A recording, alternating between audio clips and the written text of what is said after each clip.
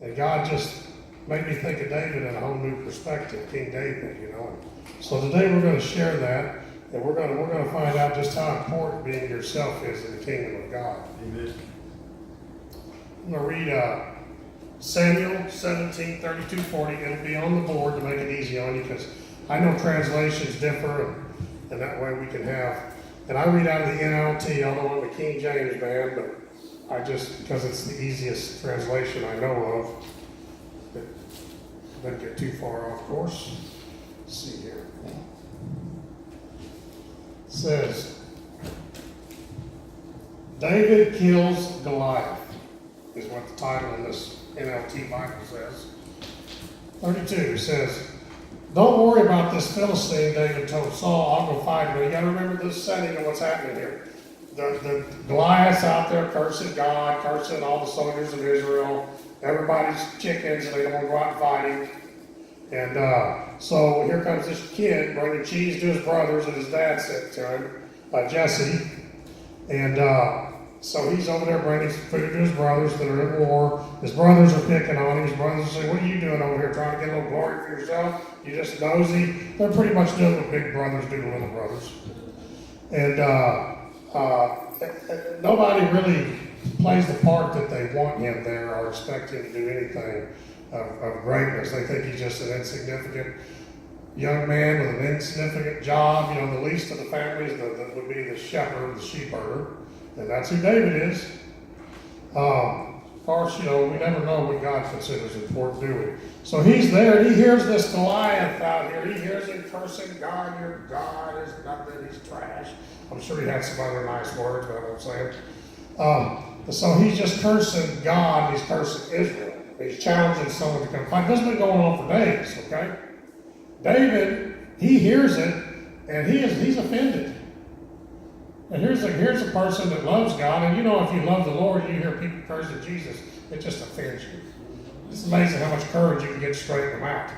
You know, but I've seen little old ladies just tear into somebody, you know what I mean? They're some big old redneck, you know. You know, with just tons of courage. You know, this is how David was.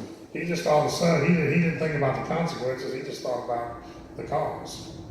So anyway, he's talking to King Saul. King Saul's no different than anybody else. He also thinks that, because you know, he won't even go fight him, right? He also thinks that David's not capable of this battle. So let's read what the Bible says.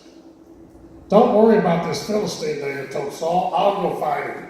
Well, you know, that sounds like a young, courageous teenager, right? Willing to stand up, do the right thing, but they don't think it's really more important than that. I don't believe so. Saul's like, don't be ridiculous. Saul replied, there's no way you can fight this Philistine and possibly win. You're only a boy, and he's been a man of war since his youth.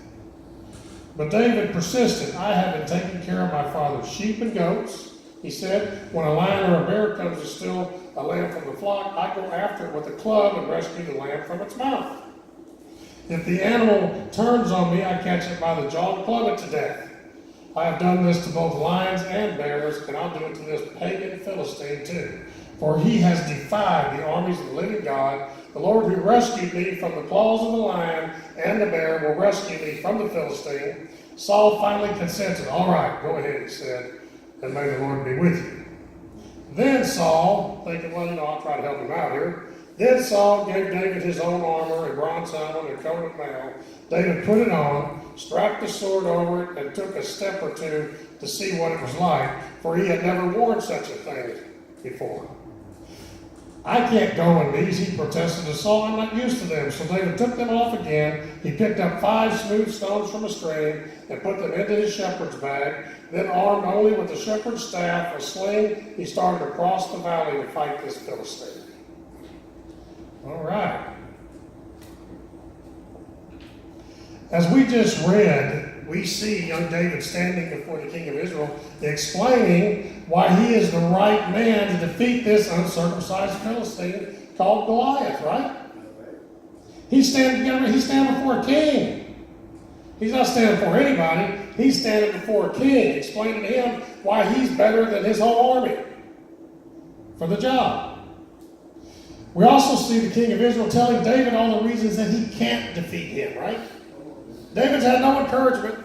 Everybody, you can't do this. Maybe you just want glory for yourself. All these things. But the truth is, it's just like water off a duck's back for David. You know, if you'd have told my grandma, someone would have walked up there and said Jesus is something horrible about Jesus, she wouldn't care if they threatened what they threatened her when she finished telling them. They'd have to cut her tongue out to get her to be quiet. So finally, Saul submits to David's plan, okay? I think the only reason he did submit it is because David was the only one willing to fight this evil disease named Goliath. That's what I think. There wasn't anybody else. Not even King Saul himself had enough courage to fight this Philistine Goliath, right? This great battle, this king, this great warrior, he wouldn't even go. But Saul wanted David to wear his armor into the battle. Remember that. He wanted David to wear his armor in battle. And this is where God started putting things on me. This is where things kind of different twist on things I never really thought about when I think of David. And you know, David's probably the number one preached individual in the Bible. The number one book written about David and Goliath. In our life, you know, when one person beats a whole big major corporation in court, it's called David and Goliath, right? It's the example and the standard that's in every part of our life. David tried them on, then he took them back off. David quickly realized that he would not be able to wear them because he was not used to them. You see, David had to be David. You understand? He couldn't be Saul, he had to be David. If David would have wore Saul's armor, he would have been replicating Saul, not himself, correct? He would have been doing things Saul's way, not his own way, not David's way. You see that? If God wanted Saul's armor to fight the battle, he would have sent Saul to fight Goliath, wouldn't he? Correct? Yeah. We know that Saul had already lost his anointing from God because of his own pride and disobedience, right? God already told him, we're done. He already sent Samuel to him, we're done. It's over. Finished. You'll be replaced. God didn't want any part of Saul in this battle, did he? He didn't want his soldiers. He didn't want his armor. He didn't want him. He didn't want nobody. Nobody. Nothing about Saul he wanted in this battle. He pulled a shepherd boy out of the woods with the sheep and brought him in to fight this battle. Because he didn't want Saul to get no ounce of glory. As a matter of fact, God needed David to be David to fulfill his own anointing to be Israel's future king, didn't he? Right? This was David. David didn't even realize how much this interacted into what people would think of him from this day forward. He went from a zero to a hero. Amen. Amen. Praise the Lord.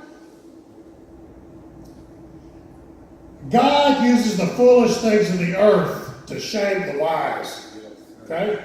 He also uses the weak things to shame the strong. I think we just seen this happen. In 1 Corinthians 1:27, I'm going to read this. That's where it is in the Bible. It says just what I said. For God chose the foolish things of the world to shame the wise. God chose the weak things of the world to shame the strong.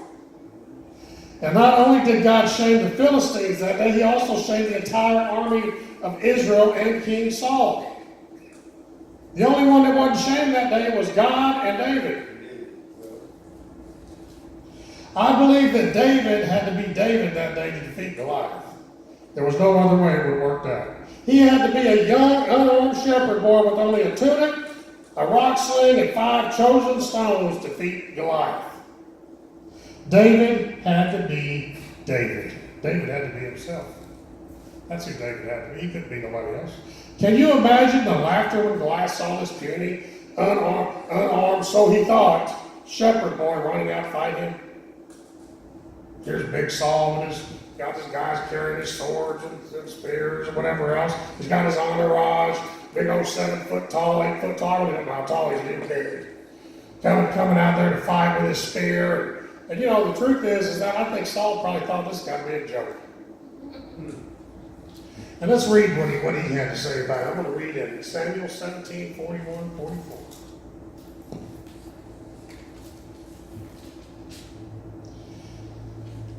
Goliath walked out toward David with his shield bearer ahead of him, sneering in contempt at this ruddy-faced boy. Am I a dog, he roared at David, that you come at me with a stick? And he cursed David by the names of his gods. Come over here and I'll give your flesh to the birds and the wild animals. Goliath yelled. Of course, David had a few things to say after that.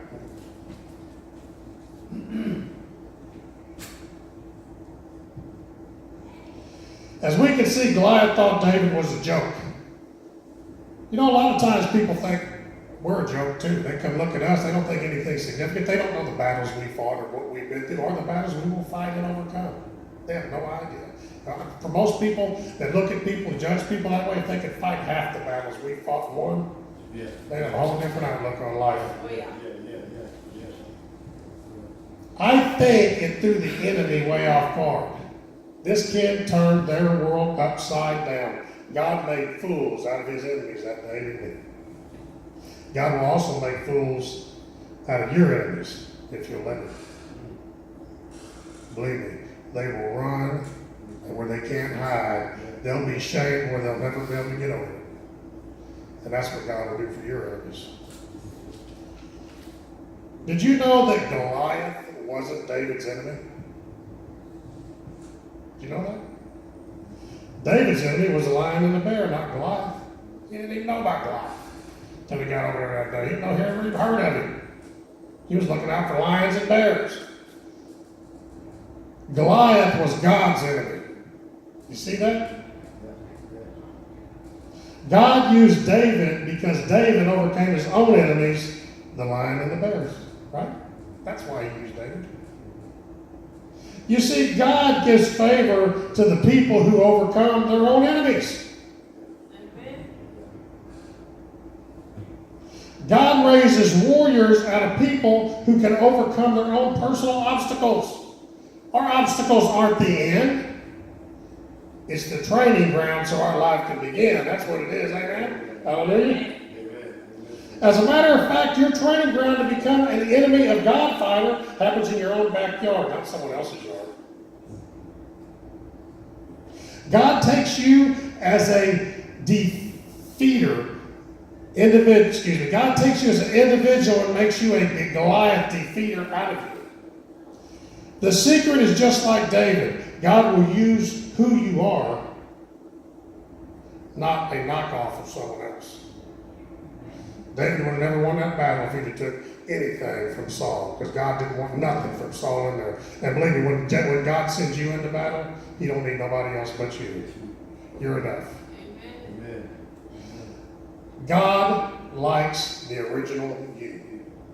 Likes who you are. He made you as an individual. He's loved you since the day you were born. He knew you before you were born. He chose you to be you because his plan is for you as an individual. And you better believe he's got one for you. God, who likes counterfeit people? Raise your hand. What? We're not going to raise your hand? God doesn't like counterfeit people either. He don't like them no more than you do. He likes the original person. He likes you.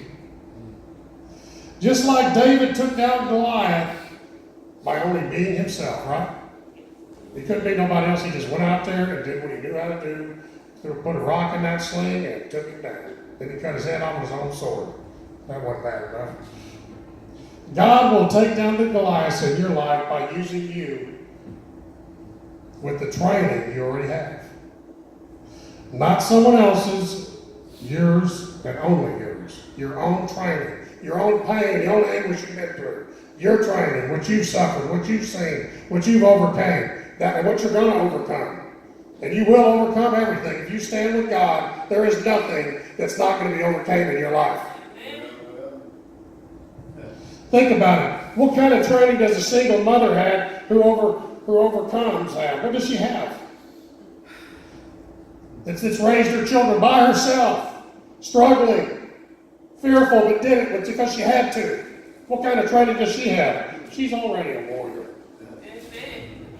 She fought and won so many battles already that God looks at this lady, she'd be considered a ninja master. What about the converted drug addict? Talk about a warrior. We We are talking about a person who has stared death in the face and laughed so many times. What could this person be scared of after that life? Talk about another warrior. Probably a general right there. What about a cancer survivor? Amen.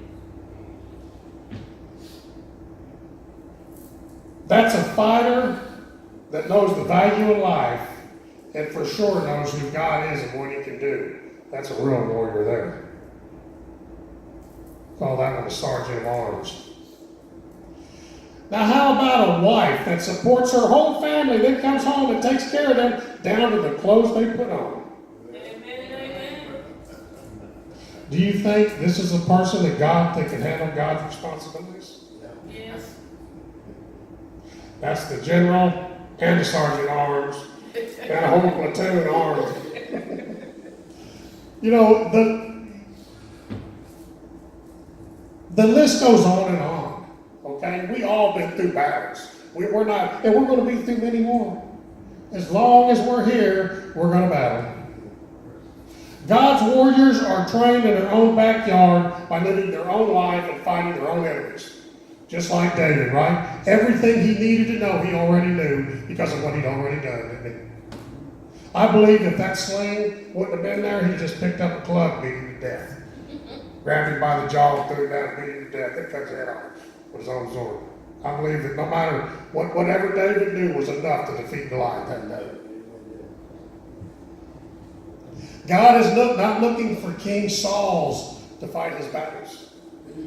You don't have to be some great prize fighter, WMF fighter, boxer, black belt, or any of these things. All you have to be is who you are. You're already a champion. You're already trained for anything life's thrown at you. You've already been through it. You're already a warrior. You're already a soldier in the kingdom of heaven. He's looking for insignificant shepherd boys and girls just like you and I. He's looking for people with their own set of skills, not somebody else's. Your set of skills. What you know, what you've been through. Whether it's bad or good, it's a skill. God is looking for the real McCoy, and that real McCoy is you. You are exactly who he's looking for.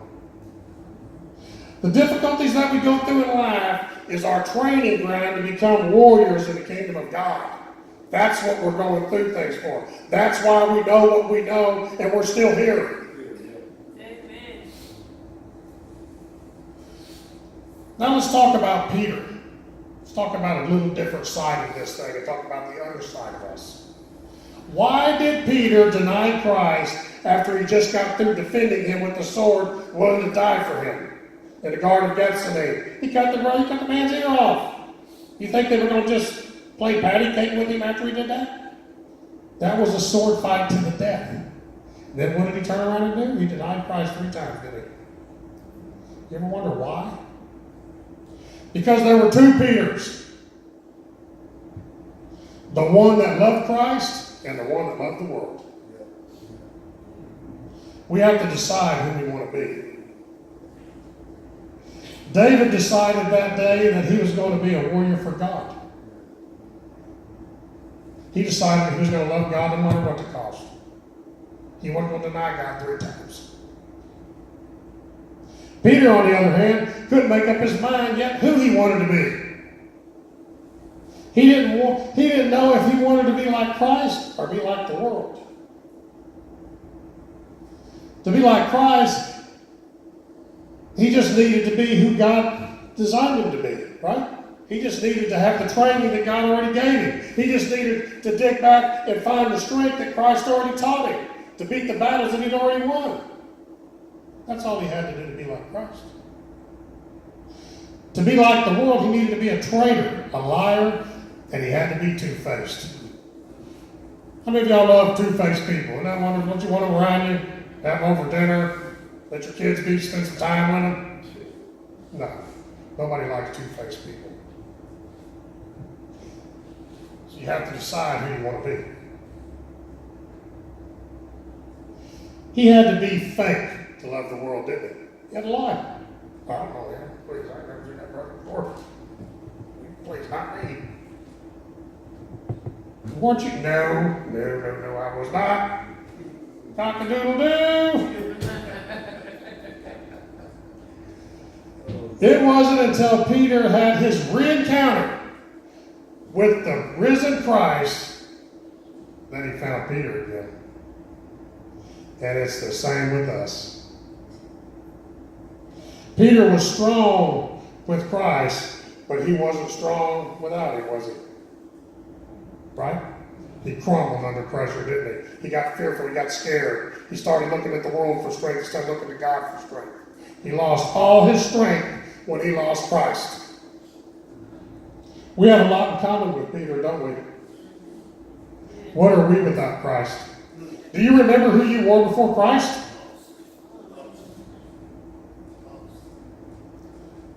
Do you remember who you would be now without Christ?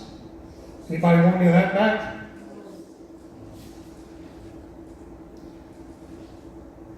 What we are before Christ, what were we before Christ came into our lives? We were just like Peter. Didn't know what crowd he was, is how where we denied Christ, we didn't deny Christ. We talked about Christ. I even remember at times when before I gave my life to the Lord, I mean, I've always knew that I always believed that God exists. I grew up with grandma, and you either believed it or you don't believe it. Yeah. And you know, but there was times I heard people talking bad about God, but I wanted to be cool. I didn't say that. Let me hear him now. I'll be glad to explain to him. But that was me before Peter, right? That was me before Christ. That was before my re-encounter with God. We have to decide who we want to be. You got to make a choice. David made a choice. Saul couldn't make a choice. He didn't know whether he wanted to follow God or his own glory. But one thing for sure, he was so much in love with himself that he wasn't about to jump out there in front of Goliath.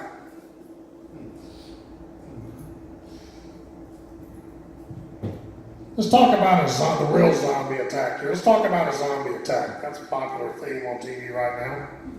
The real zombie attack is the walking dead to sin that's in you that likes to come back to life and mislead you and turn you from Christ back to your old ways of sin. That's the real zombie attack. Anybody ever met that zombie? Yes. Amen. That's the real zombie attack. That's when the dead comes back to life. It's when the dead to sin that comes back and misleads you and start hurting people around you. Takes a person that gave their life to God and gets them re-addicted to dope again. Takes a mother or a young person that's in love with somebody and rips them apart, puts some other demonic force in the middle of that. See, that's the dead coming back to life trying to get you. That's the real zombie, the heart crusher, the life crusher, the life stealer. It's our sins alive again. But you know what? God's grace is sufficient to overcome even your zombie. And believe me, that zombie's always there. But you got to make a choice. You got to either be you got to be for God, or you can be a zombie. Because without God, you are just a zombie. You really don't have any choices. You have no protection. You don't have any of God's grace shielding over your children, your life, or nothing. You're just walking around lost. Dead. Walking dead. To keep the dead dead, we must learn one word. We must learn one name, and that name is Jesus. That's how you keep the dead dead. When that zombie's trying to sneak up on you and take out your life and do all these horrible things and get you back off of your walk with grace, all you need to say is Jesus. Things will change. When that addiction, when that pain, when that hurt, whatever's crushing you is there, say Jesus. And I'm telling you what, it'll flee 7 different ways from it. And we must be willing to stand by him no matter what. Just like David, we must be willing to stand by him no matter what, as ourselves as an individual. A fake person won't stand by anybody no matter what. You understand that? You watch a mama stand by her children no matter what. That's original right there. You understand? That's how we need to be with God.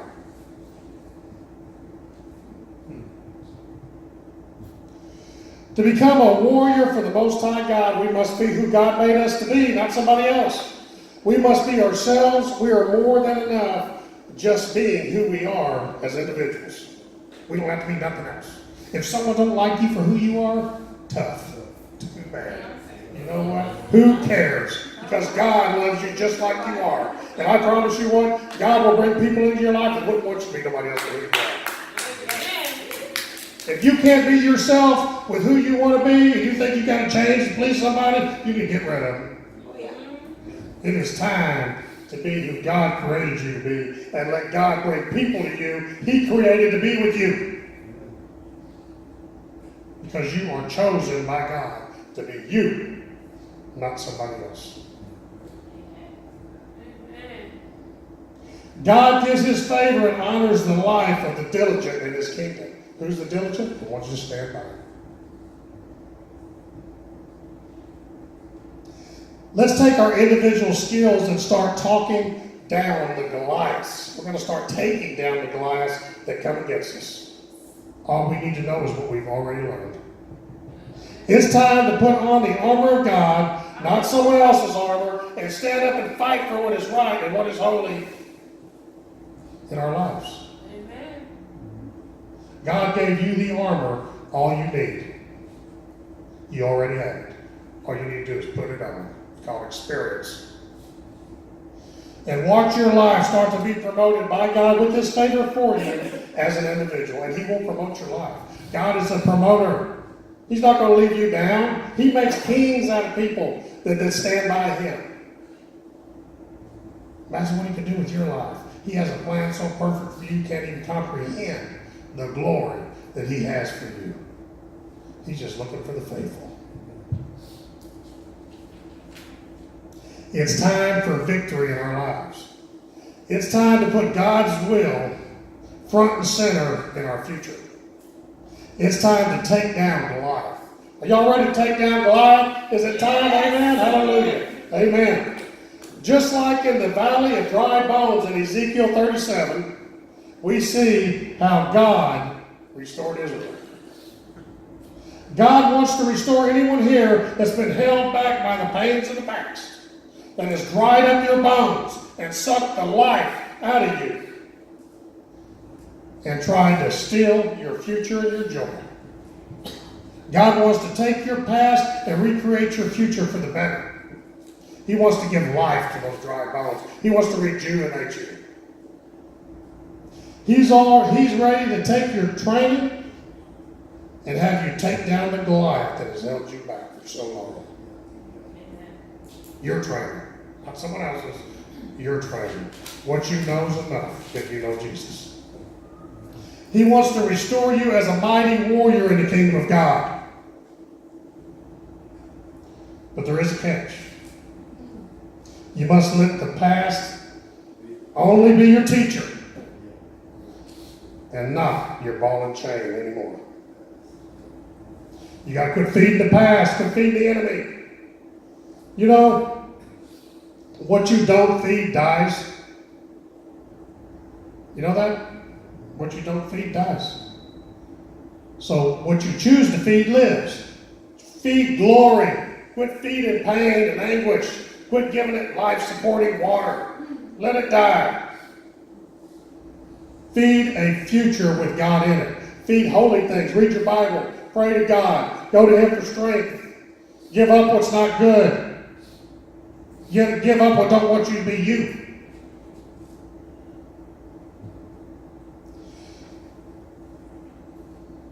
You must no longer look at your past as only pain. You must see it as God sees it, as your training ground for tomorrow. That's what He sees. Are you ready to take down Goliath? Then let's take your pain and turn it into heaven's gain. Let's do something with it. You didn't go through all this nasty, horrible things in your life to have no use for it. You're not still here for no reason. God wants to put it to work. Let Him. It's time to be happy. It's time to live righteous. It's time to do the right thing. It's time to wake up every day and know you gave everything you got yesterday to make today better. That's what time it is. Amen. In the name of Jesus. This is the year that Goliath falls for you. He's going to fall this year. He's no longer going to stand in your way. He's going to be knocked out of the way because there's going to be many more victories that need to be won, but ain't going to be him. The struggle you're in today is developing the strength you need for tomorrow. I assure you, it'll make you a better person.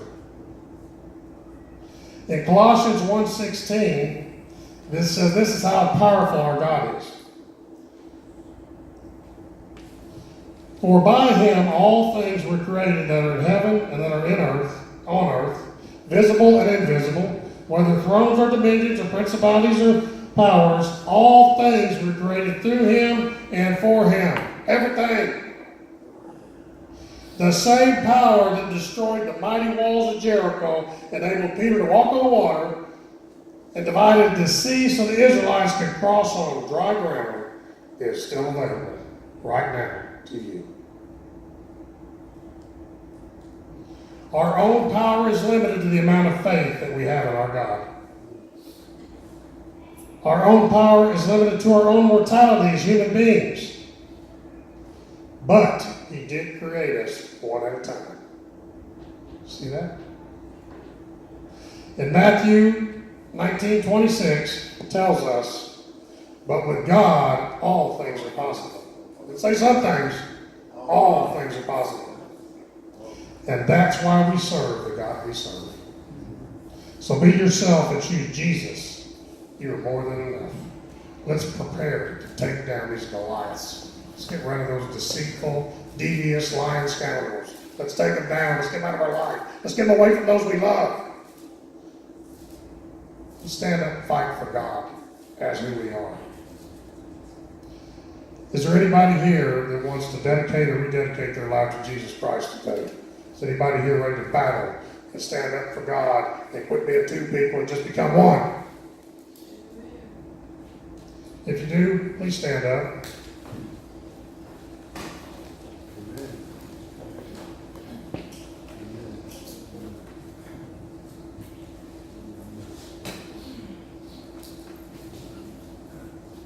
We're going to have the sinner's prayer. We're going to rededicate our lives as who we are as one with Christ. Not as two anymore, but as one. We're fixing to kill these zombies. They're going. Repeat after me. Father God, hallowed be thy name. I come to you as a sinner. I've been two people. I only want to be one person. I want to be your person. I surrender my life. I surrender all my experiences from the past. I will no longer let those destroy me. I will only let those build me for the use in the kingdom of your Son, Jesus Christ. Amen. Praise the Lord. Lots of power. It is time to win. You know, as you can be seen, there is so much to do. There is so much going on. You know, and remember, we made a pledge to honor God. We're trying to bring someone every month. And I see people doing that already. And remember that God knows that. And I'm not saying you have to bring somebody, but you know, you can sure ask somebody. I mean, there's always someone you can ask. God has a plan that's so great, so grand, and so much more than you realize. You know, my life and my past, drug addict, you know, thief, deceiver, everything you can do, liar, everything you can do wrong, I was real good at it, okay?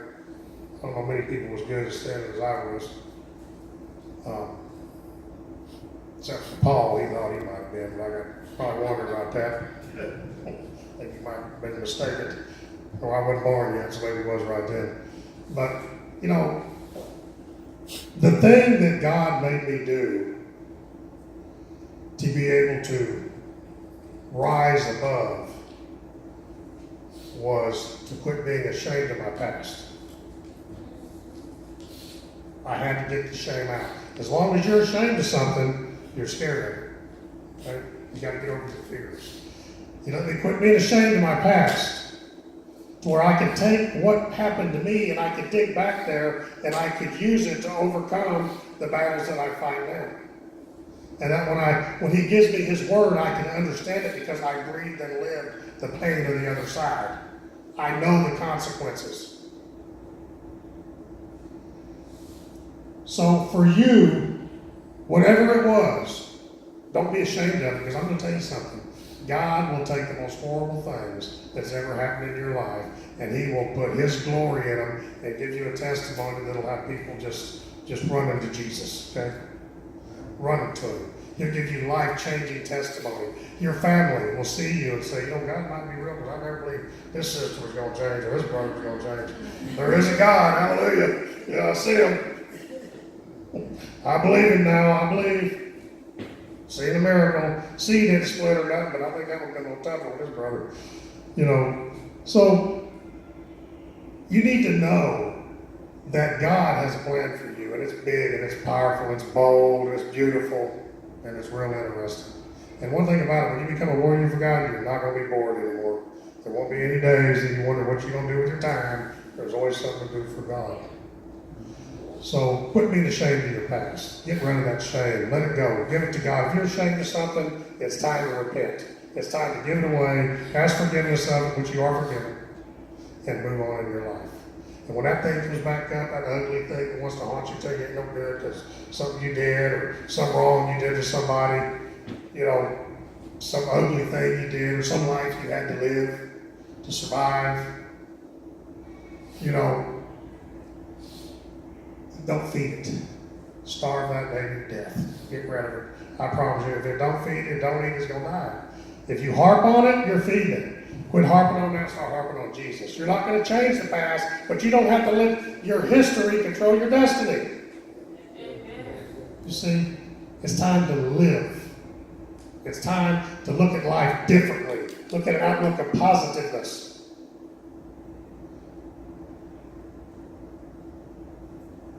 And that's what God wants to tell you to do. In the name of Jesus, let us pray. Father God in heaven, we come to you right now. We're so thankful for the opportunity and the message that we had. And we thank you that you gave us this message. We thank you for the people that are here and the power and the strength that's resonating off them. I can feel your spirit just bouncing in this hall. I can feel it, Father God. Thank you for that. Thank you for your Holy Spirit being with us today. Father God, I pray for the Holy Spirit to touch everybody here. I want everybody here to be anointed with your Holy Spirit today. I want them to feel and know the presence of your Spirit on and in their lives. I want a fog to come over everybody. The fog of the Spirit, your Spirit like it was in the upper room. I want your Spirit to descend on everybody. I want them to walk out anointed and blessed and courageous. I want them to be like young David. I want them to know that Goliath is nothing. I want them to know there's nothing to fear but fear itself. I want them to know who you are. As everybody goes today, Father God, I ask this for them. I ask for these children and babies to be protected as they go back to school. I ask for the mamas and the daddies and all the family and friends and neighbors. I ask us to be a testimony to everybody that we walk around. And most of all, we ask for your courage. In the name of Jesus, amen. Thank y'all.